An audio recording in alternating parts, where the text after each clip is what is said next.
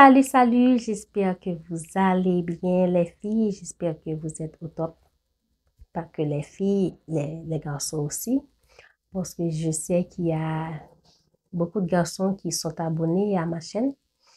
Alors, aujourd'hui, je suis là pour vous apporter 10 piliers d'une relation de couple réussie. Donc, si vous voulez réussir votre relation de couple, alors je vous propose ces 10 piliers. Pilier numéro 1, Dieu. Donc, si vous voulez avoir une relation de couple réussie, faites en sorte que Dieu soit au centre de votre relation. C'est très important. Au milieu, c'est très important. Lorsque Dieu est au milieu, Dieu a le plein contrôle dans la relation. Il va vous guider, il va vous orienter et vous allez voir que votre relation va réussir. Numéro 2, c'est l'amour. Donc, il y a des relations sans amour, tout comme il y a des relations et des mariages qui ont beaucoup d'amour. Ça, on le voit que ce soit dans les couples chrétiens ou non chrétiens. On le sait tous, on le rencontre assez souvent. Il y a des couples chrétiens qui n'ont pas d'amour, tout comme il y a des couples non chrétiens qui n'ont pas d'amour. Donc, les personnes sont en couple, mais il n'y a pas d'amour. Mais quand il y a de l'amour dans la relation, c'est quelque chose qui peut faire fructifier, qui peut solidifier votre relation. Numéro 3, c'est le respect. Le respect, c'est important dans une relation de couple.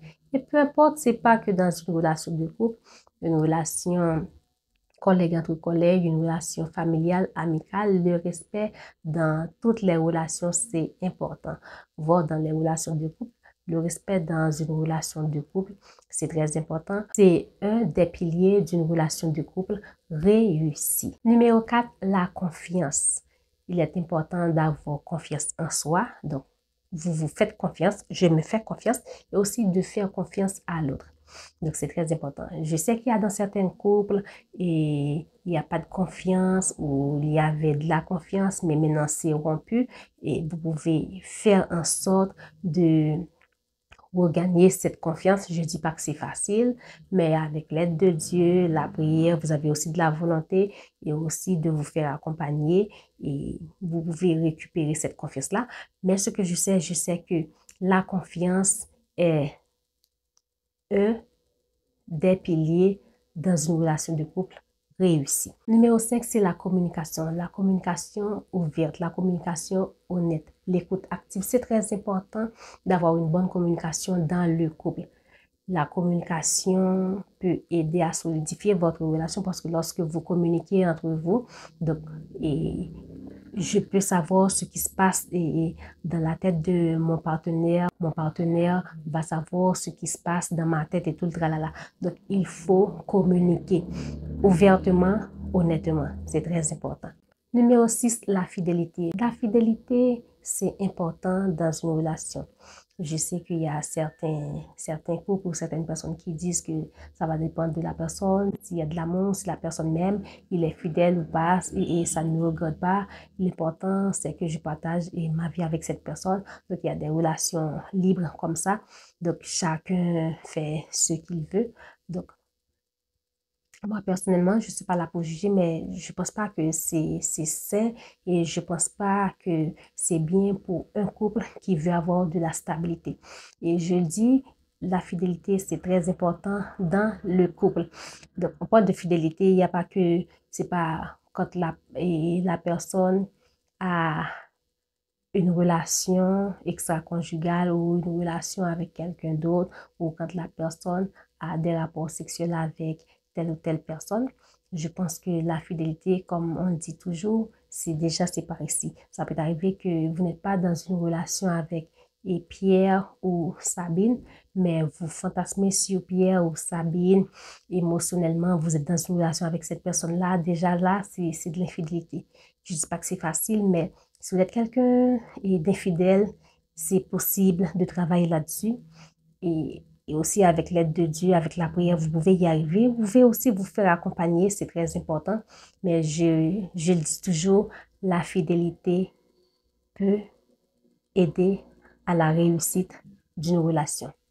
Numéro 7, c'est la compréhension. Il est important de manifester de la compréhension envers votre partenaire, envers votre mari, votre femme, c'est très important.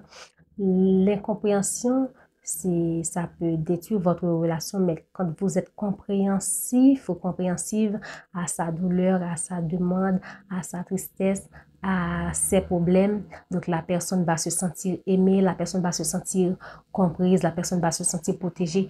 Alors oui, c'est un des piliers qui peut aider à la réussite de votre relation. Numéro 8, l'humour. C'est très important. Je rencontre assez souvent des couples qui sont sérieux, même trop sérieux. Et moi-même, je connais des couples qui sont trop sérieux. Donc, quand la relation est trop sérieuse, je ne dis pas sérieuse dans le sens que vous faites ce que vous voulez, mais vous êtes trop sérieux et trop de dictature et tout le tralala. Et cette personne ne doit pas faire ci, ne doit pas faire ça. Cette personne ne doit pas rigoler, ne doit pas rire, ne doit pas faire des blagues et surveiller tout le tralala. Donc, ça peut détruire votre relation de couple. Il faut avoir de l'humour dans la relation, surtout avec ce qui se passe dans ce pays, dans le monde. Donc, on est stressé. Alors, si déjà le monde extérieur nous stresse, vous vous imaginez dans une relation, dans votre cocon, dans votre monde intérieur, à la maison, dans la relation, et l'autre vous stresse, l'autre est trop sérieux. Donc, je vous le dis tout de suite, ça va vous déjanter. Donc, une relation trop sérieuse, il n'y a pas d'humour, et ça peut détruire votre relation de couple. Mais essayez d'avoir de l'humour dans votre relation et de rire ensemble, de blaguer ensemble, je sais pas, de vous taquiner l'un l'autre, c'est très important. Donc, ça va aider à briser la glace. Numéro 9, c'est l'administration. Il est important de savoir administrer dans le couple. Je sais pas, pour les couples qui sont mariés, pacsés, qui vivent en concubinage, peu importe. Donc, quand vous avez, je ne sais pas, un compte en commun ou pas, mais de savoir bien administrer les choses. Et si c'est vous qui gérez l'argent, de bien le faire. Si c'est vous qui gérez les choses dans la maison, les meubles et tout le tralala, je ne sais pas, arrangez-vous de bien faire et ce que vous avez à faire. Vous avez, c'est vous qui gérez telle chose, faites-le bien. C'est vous qui gérez, je sais pas, le loyer, la scolarité des enfants et tout le tralala, faites-le bien. C'est vous qui gérez je sais pas, les dépenses de la maison, faites-le bien. Il est très important de savoir administrer les choses dans le couple. Ça aussi peut aider à la réussite de votre relation ou de votre mariage, peu importe. Numéro 10 pour finir, l'obéissance. Donc, je rencontre assez souvent ça, des personnes qui disent que l'homme est le chef de la femme. Donc, le fait que l'homme est le chef de la femme et l'homme dit à droite, c'est à droite, à gauche, à gauche. Donc, je me demande parfois si l'homme me dit de me jeter dans un puits, est-ce que je dois le faire? Non. L'homme est le chef de la femme. Ce chef-là ne doit pas être injuste. Ce chef-là ne doit pas être un dictateur. Ce chef-là ne doit pas être quelqu'un qui maltraite sa femme, qui maltraite ses enfants. Ce chef-là ne doit pas être un chef qui dénigre, qui humilie sa femme ou ses enfants. Donc, l'homme est le chef de la femme, c'est lui qui dirige, c'est lui qui domine, c'est lui qui protège son foyer, qui protège sa femme, qui protège ses enfants, qui surveille à sa sécurité et tout le tralala. Donc, il est très important, l'obéissance, je le dis toujours, c'est vice-versa. La femme doit obéir à l'homme, tout comme l'homme doit obéir à la femme. Donc, vous, mesdames, vous n'allez pas prendre l'obéissance de l'homme comme une faiblesse. Non, c'est pas une faiblesse. Donc, vous êtes une équipe, vous dites quelque chose, une fois analysé que c'est bien ce que ma femme a dit, alors je l'obéis. Donc, votre mari vous dit quelque chose, donc c'est bien ce qu'il m'a dit, j'obéis. Donc, si c'est pas bien, j'ai pas à contredire, à faire des disputes pour un rien, mais dans le calme, à essayer de lui faire voir les choses et d'une autre façon à essayer de le convaincre que voilà, cette façon-là, c'est mieux pour la relation, c'est mieux pour toi, c'est mieux pour moi, c'est mieux pour la famille. Pas dans le sens de le manipuler ou de la manipuler, mais c'est quelque chose qui est dans l'intérêt de votre famille, dans l'intérêt de votre couple. C'est très important. Alors, moi-même, de mon côté, je pense que l'obéissance, c'est vice-versa.